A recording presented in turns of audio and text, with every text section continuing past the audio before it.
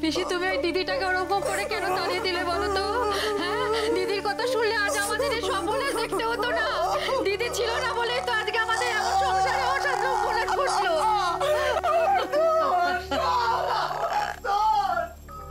আমি বুঝতে পারিনি তাই বড় পবিত্রকে অমন করে বলেছি। দাদা গো, তোমার ছেলেটার আমার জন্যই এমন হলো না দাদা।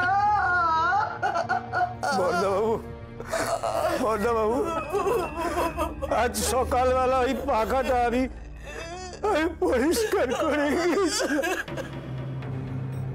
তখন যদি জানতাম এই পাখাটা আলগা হয়ে আছে, এত বড় সর্বনাশটা হতো না।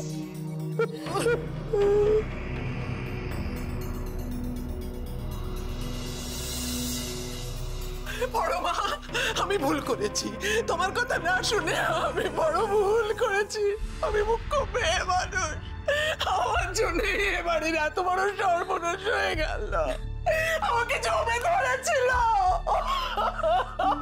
তাই আমি তোমাকে তাড়িয়ে দিয়েছিলাম। আমি বুঝতে পারিনি বড় খোকার এত বড় সর্বনাশ হয়ে যাবে।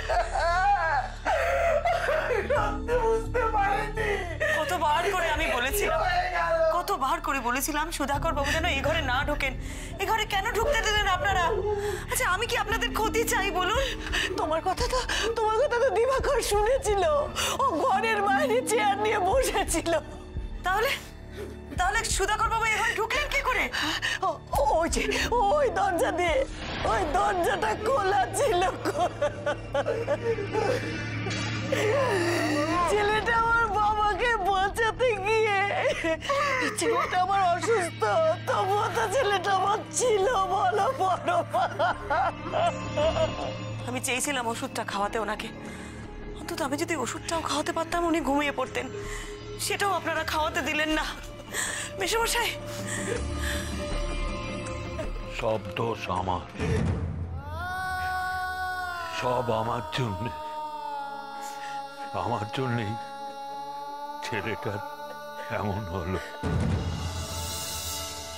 জানো জানো মা,